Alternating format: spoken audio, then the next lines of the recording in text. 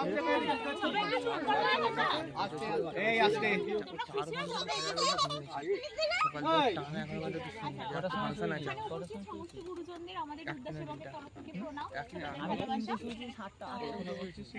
আজকে এসেছি এই যে দিদি আমার পড়ার দাদা, মানে আমি পড়তাম সেই দাদার স্ত্রী, ওই দিদির জন্মদিন চলে গেছে গত মঙ্গলবার।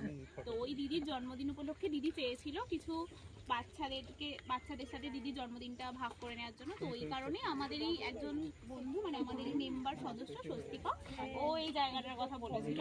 তো ওর সূত্রে আজকে আমাদের এখানে আসা, আপনাদের মতো মানুষদের সাথে আমরা ভাগ করে নিতে পারছি আমাদের আনন্দটা।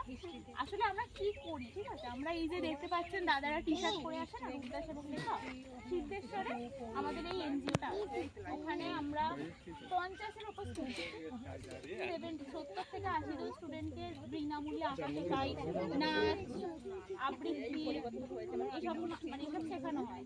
তারপর দুর্গাপুজোর সময় আমরা বিভিন্ন জায়গায় এরকম এলাকা পুজো দিয়ে সেখানে তাদের বস্ত্র বিতরণ করা, অনাথ আশ্রম, এরকম ছোট ছোট বাচ্চাদের এসব কাজকর্ম করে থাকি এইভাবে। তারপর কারো কোনো কেউ এই যেমন দাদার মানে এরকম শেয়ার করছে, এরকম অন্যান্য জনেরাও আরো যাদের জন্মদিন উপভোগ করতে চাই না আমাদের সাথে কন্ট্যাক্ট করে। তারপর ধরুন কোনো অনুষ্ঠান বাড়ির খাবার বেশি হয়েছে আমরা সেগুলো দিয়ে থাকি।